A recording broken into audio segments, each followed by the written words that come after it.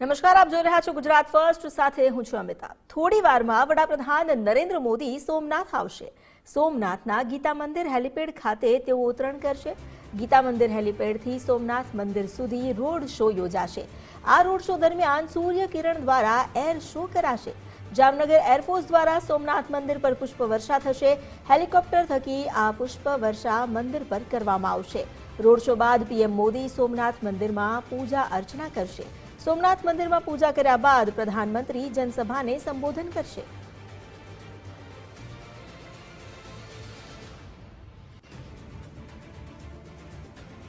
સોમનાથમાં જ્યાં થોડી જ વારમાં હવે પ્રધાનમંત્રીના આગમનની રાહ જોવાઈ રહી છે, જ્યાં આજે ગીતા મંદિર હેલિપેડ ખાતે તેઓ ઉતરણ કર્યા બાદ ત્યાંથી સોમનાથ મંદિર સુધી હમીર મહારાજના પ્રતિમા સુધી રોડ શોનું આયોજન કરવામાં આવ્યું છે। આ રોડ શો દરમિયાન આકાશમાંથી સૂર્ય કિરણ જે પોતાના કરતબ બતાવશે અને તેની સાથે સાથે વાયુસેના જે સોમનાથ મંદિરના શિખર પર પુષ્પવર્ષા કરશે। અમારી સાથે જોડાયા છે સંવાદદાતા ગૌતમ ભેડા, તેમની સાથે વાત કરીએ। ગૌતમ, આજનો દિવસ એ ઐતિહાસિક દિવસ છે, પ્રધાનમંત્રી નરેન્દ્ર મોદીનું આગમન, તેની સાથે વાયુસેના થકી જે પુષ્પવર્ષા મંદિર પર કરવામાં આવશે, એક રીતે જોવા જઈએ તો સનાતન સંસ્કૃતિને પ્રશસ્ત કરવા અને તમામ લોકો સુધી આ પૌરાણિક ઇતિહાસ અને આસ્થાને પહોંચાડવા માટેનો આ એક અદમ્ય અને ઉમદા અભિગમ માનવામાં આવી રહ્યો છે।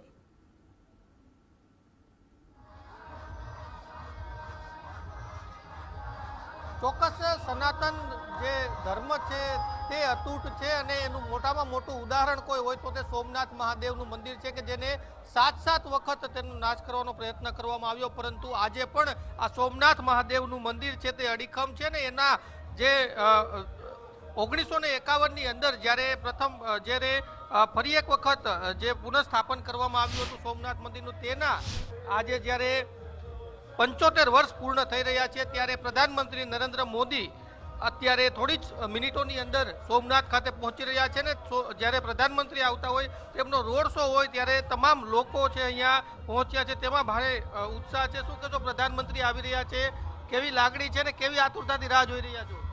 આજે આપણા વડાપ્રધાન શ્રી આવી રહ્યા છે। આપણા સોમનાથ વિરાસતના 75 વર્ષ પૂર્ણ થઈ રહ્યા છે, એના માનમાં વડાપ્રધાન શ્રી આવી રહી છે અને લોકોમાં અનેરો ઉત્સાહ છે અને તંત્ર દ્વારા ખૂબ જ સારી એવી સુવિધાઓ પણ છે।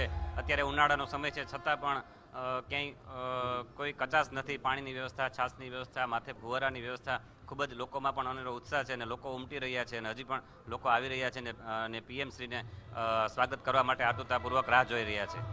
શું કહેશો, પ્રધાનમંત્રી થોડી જ મિનિટોની અંદર આવી રહ્યા છે, લોકો એક એમની જે ક્ષણ છે તે જોવા માટે ખૂબ જ ઉત્સુક છે? લોકો ખરેખર ખૂબ જ ઉત્સુક છે, લોકોમાં અનેરો ઉત્સાહ છે અને લોકો અત્યારે પ્રધાનમંત્રીશ્રીની રાહ જોઈ રહ્યા છે અને ખૂબ જ એની ઝલક જોવા માટે અત્યારે ઉત્સુક છે। લોકોમાં ખૂબ જ અનેરો આનંદ છે। લોકોમાં અનેરો આનંદ છે। હું આપને દ્રશ્યો છે તે બતાવીશ કે સમગ્ર જે આ રોડ શોનો રૂટ છે કે જ્યાં મોટી સંખ્યામાં લોકો અલગ અલગ વિસ્તારોમાંથી, અલગ અલગ શહેરોમાંથી, અલગ અલગ ગ્રામ્ય વિસ્તારોમાંથી આવ્યા છે અને પ્રધાનમંત્રીની એક ઝલક જોવા માટે તેમના અનેરો ઉત્સાહ છે। ચાહે વૃદ્ધો હોય, યુવાનો હોય, મહિલાઓ હોય, તમામમાં અત્યારે અનેરો ઉત્સાહ પ્રધાનમંત્રીને લઈને અને હર હર મહાદેવના નાદ।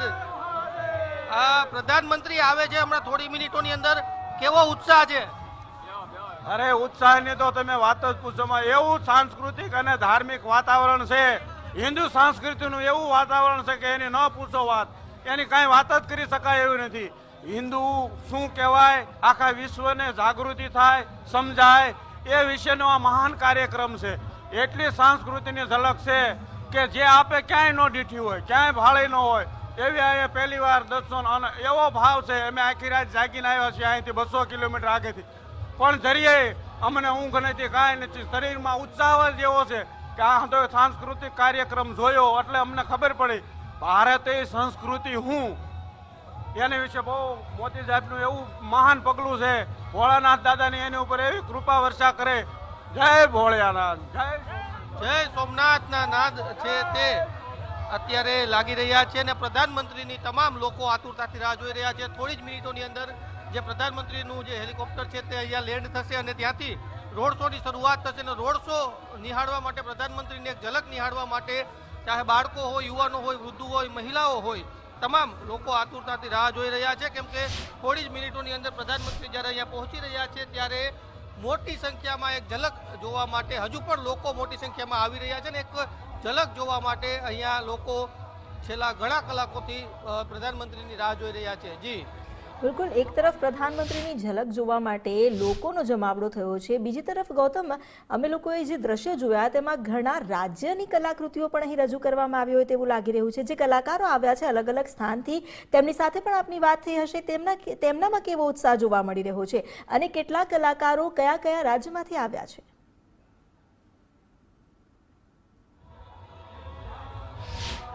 જી ચોક્કસ, તમામ સમગ્ર દેશમાંથી અલગ અલગ કલાકારો છે તે પોતાની કૃતિઓ રજૂ કરવા માટે અત્યારે પહોંચ્યા છે. ચાહે જે દક્ષિણ ભારતની અલગ અલગ કૃતિઓ હોય કે પછી સૌરાષ્ટ્રની કૃતિઓ હોય, કચ્છની કૃતિ હોય, આ તમામ પ્રકારે મહારાષ્ટ્રની નાસિક ઢોલની સાથે જ પ્રધાનમંત્રીનું જ્યારે મંદિરમાં પરિસરમાં પહોંચશે ત્યારે સ્વાગત કરવામાં આવશે. આ રીતના અલગ અલગ જે ટેબલો બનાવવામાં આવ્યા છે ત્યાં પણ અલગ અલગ જે કૃતિઓ છે તે બનાવવામાં આવી છે. ચાહે દક્ષિણ ભારતની વાત હોય, ઉત્તર ભારતની વાત હોય, સૌરાષ્ટ્ર અને ગુજરાતની વાત હોય, કચ્છની વાત હોય, આ તમામ પ્રકારની અલગ અલગ જે કૃતિઓ છે તે બનાવવામાં આવી છે. અલગ અલગ સમાજો છે તેમના દ્વારા પણ પ્રધાનમંત્રીનું સ્વાગત કરવામાં આવશે, એટલે એમના દ્વારા પણ જે પોતાના ભાતીગત જે પહેરવેશ છે તે પહેરીને પ્રધાનમંત્રીનું સ્વાગત કરવા માટે પહોંચ્યા છે. જી, અહીં પ્રધાનમંત્રી જે જામનગરથી રવાના પણ થઈ ચૂક્યા છે, એટલે થોડી જ વારમાં હવે તેઓ સોમનાથ ખાતે તેમનું આગમન થશે અને અત્યારે ન માત્ર લોકો પરંતુ તમામ કલાકારો પણ ઉત્સાહમાં આવી ગયા છે. થોડી જ ક્ષણોમાં ત્યાં પ્રધાનમંત્રીનું આગમન થઈ રહ્યું છે. ગૌતમ, અહીં જ્યારે આ પ્રધાનમંત્રીનું આગમન થવાનું છે તો ઋષિકુમારો વેદ ઋચાઓ થકી તેમનું સ્વાગત કરશે, તેમનામાં કેવો ઉત્સાહ જણાઈ રહ્યો છે?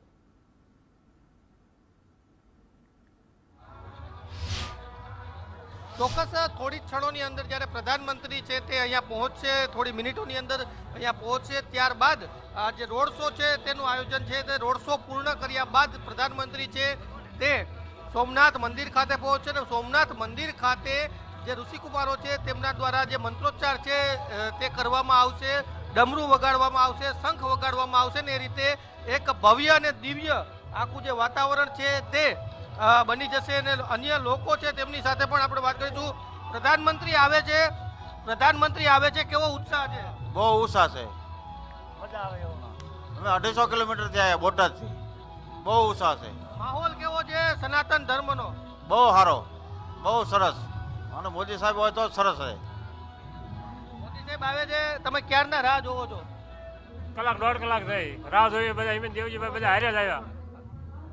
બોટાદ તાલુકાનું ગામ રંગપુરથી આવ્યા મોદી સાહેબને જોવા, મહાદેવના દર્શન કરવા. ચોક્કસ, તમામ લોકો મહાદેવના આશીર્વાદ લેવા માટે, મહાદેવના દર્શન કરવા માટે આવી રહ્યા છે. તમે કાકા ક્યાંથી આવો? અમે બોટાદ જિલ્લાના પીપળિયા ગામથી આવ્યા છીએ, પાળિયાદ પાસે વિસામણ બાપુનો. અને અમે સવારે 7 વાગ્યાના અમે અહીં બેઠા છીએ મોદી સાહેબની રાહે. અને બહુ સારું, સરસ આયોજનમાં, બહુ સરસ સારું છે. ચોક્કસ, જે તમામ લોકો છે તે અત્યારે હર હર મહાદેવના નાદ સાથે જે પ્રધાનમંત્રી છે તેમને આવકારવા માટે રાહ જોઈ રહ્યા છે. પ્રધાનમંત્રી હમણાં થોડી વારમાં આવશે. કેવો ઉત્સાહ છે, ભક્તિમય આખું વાતાવરણ છે? બહુ સારું વાતાવરણ છે, બહુ સરસ, બહુ મજા આવે એમ. ચોક્કસ, તમામ લોકો છે.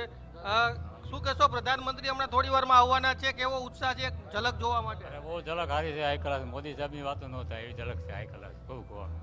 મોદી સાહેબથી બહુ આરામ છે બધાને, બધા રેડી. સોમનાથ મહાદેવના આશીર્વાદ પણ લેવાના છે. આશીર્વાદ લેવા આવી ગયા. અમે આશીર્વાદ લેવા આવ્યા સાહેબને છે આપણે બધા.